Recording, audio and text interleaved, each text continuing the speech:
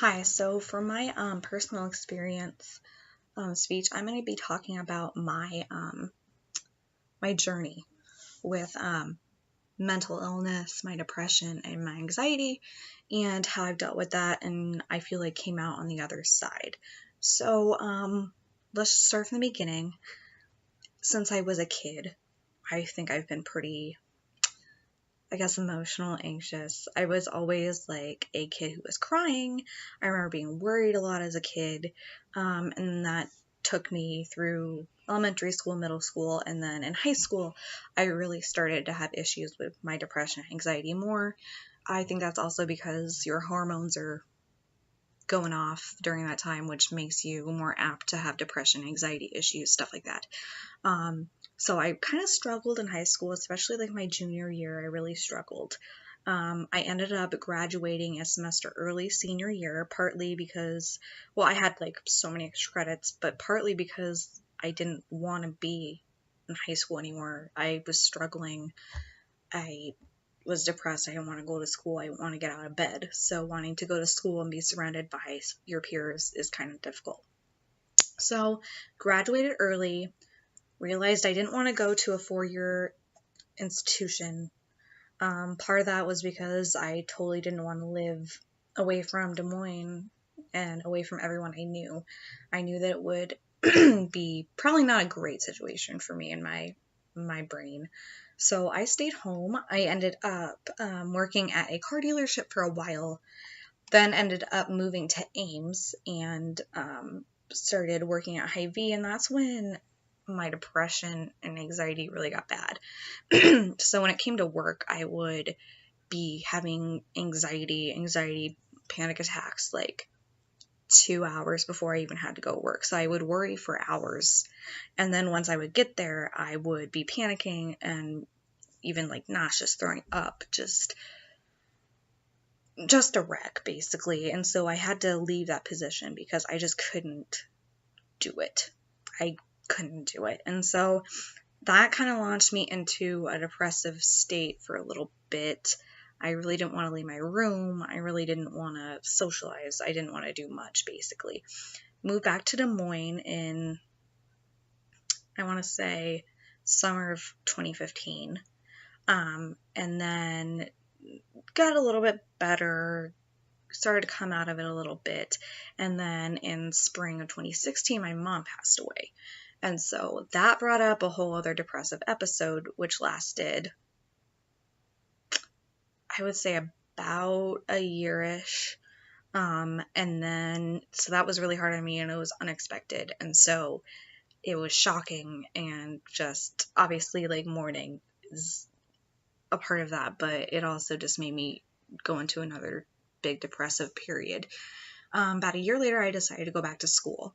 I decided to go back to school for, to be an ultrasound tech, and I was going to Mercy College in Des Moines, and was there for 3 semesters. During the second semester, when I was starting to do a little more research into the ultrasound tech career and started shadowing, because you had to shadow before you could get in the program, I realized I don't think that this is for me. I think I want to do stuff behind the scenes in healthcare. So that's when I started looking into health information. And so during this time in school, I was doing pretty good, getting a routine, going out every day to school, and knowing that I had to do something, I found was really helpful for me and helped me a lot getting out of that depressive period at that time. I was still anxious about it, but I was also excited about it. And the more I went, the more comfortable I felt. That's kind of everything with anxiety, unfortunately, is you're worried and anxious about doing it, doing whatever activity or whatever it could be, which makes you avoid it. But by avoiding it, it makes the anxiety and fear worse. And so it's a very vicious cycle. And I find myself trapped in that. But going to school kind of broke that a little bit. Went there for about a year, well, 3 semesters. So yeah, a whole year. decided to transfer to Indian Hills because their health information program was accredited, so I could take the RIT test. Mercy's was not. It was also a 4-year program, and I just wanted to do 2. Switched to Indian Hills. At that time, I was still feeling pretty okay going out, less depressed. I had gotten on a really good medicine regimen, therapist regimen at this time, felt really good. And so now that kind of leads us up to today. So today, I'm almost done with my health information technology degree. I'll be done in the spring. Then I get to sit for the RIT test. And I just got a job at Unity Point as a patient access rep in the billing department. So I do Medicare billing. And I'm not nervous to go to work. I'm excited. And that's a weird feeling for me to have, to not have fear. But I'm excited, and it's nice to know, and it's a nice thing to be able to tell someone in a situation I used to be in that it will get better, and it might take a really long time, like years, which I know can sound really defeating and really like I have to wait that long, but it does get better, and I've made it through to the other side, and I feel great. And like, obviously I'm depressed sometimes, and obviously I have anxiety sometimes because that's part of the illness, but knowing how to cope with things and knowing that it's not the end of the world that things happen is really comforting sometimes.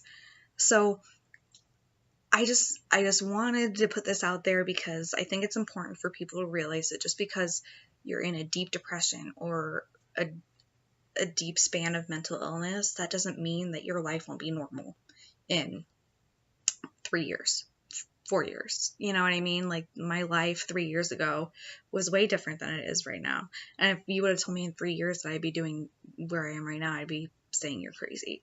So you can make it, and it will get better.